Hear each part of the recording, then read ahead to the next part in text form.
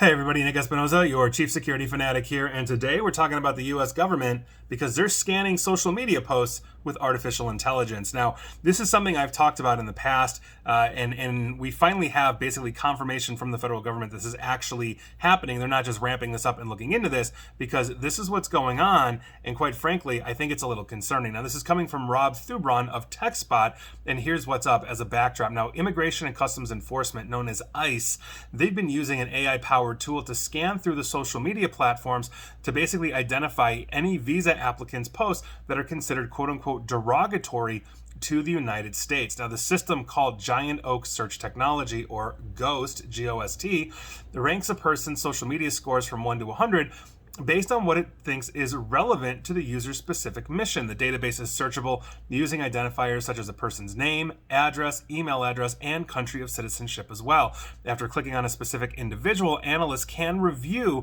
images collected on the subject's social media accounts and elsewhere, and then give them a thumbs up or thumbs down rating. Now, it's also possible for the analyst to look at a person's social media profile, and also they have a social graph, which basically means that they are looking for connections to others. Now, 404 Media, the publication, reports that basically a Freedom of Information Act lawsuit brought by both the ACLU and ACLU of Northern California showed Ghost has been used by immigration services and multiple government agencies since 2014.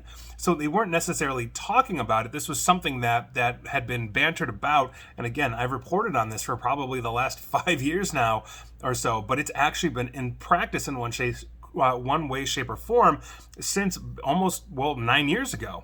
Now, ICE has paid Giant Oak Inc. more than $10 million since 2017, according to public procurement records. Ghost was part of a 2016 pilot by the HSI, that's the Homeland Security Investigations, known as Patriot Social Media Pilot Program, that targeted potential overstay visitors from countries of concern, meaning you're here from North Korea and you're overstaying your visit. Why? Now, Customs and Border Protection, or CBP, and the Drug Enforcement Agency, DEA, and the State Department, as well as the Air Force and the Bureau of Fiscal Service, which is part of the U.S. Treasury, have all paid for Giant Oak services over the last 9 years.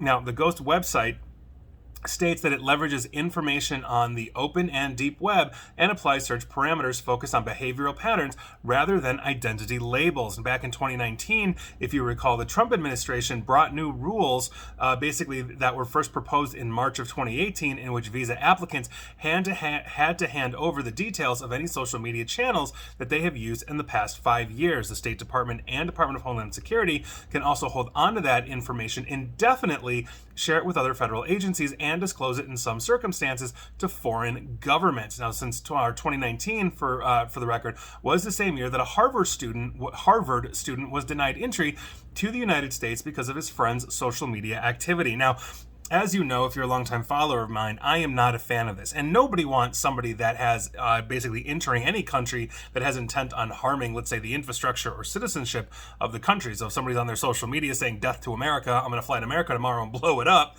yeah, that's of deep concern.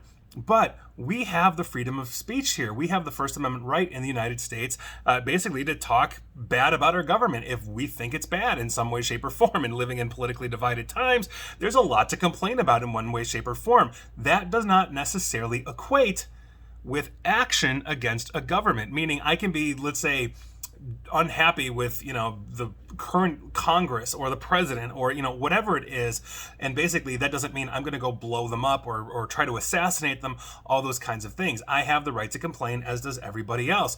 When you step into that, yes, I'm going to kill X elected official, now you're running into a problem. The other side of this too, and I'm wondering how this is handled, is on occasion I may on my social media platform quote somebody else.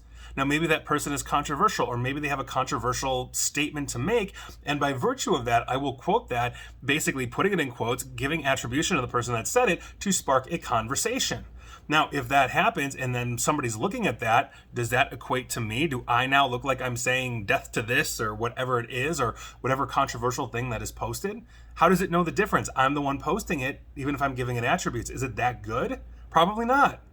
So I think we've got a problem here because everybody's going to have an opinion on the United States or any other country out there if you're familiar with it in some way, shape, or form, whether that's good or bad. I've been to countries where I don't necessarily have the best opinion of the country, but I've been there for work or other reasons, and that's perfectly fine. I have no desire to harm the country in any which way, shape, or form. I'm just trying to go about my day. So I think these are things that need to be considered.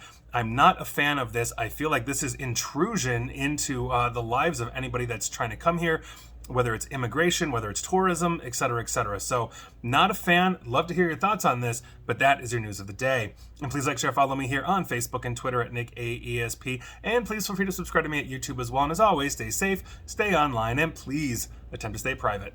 Thanks, everybody.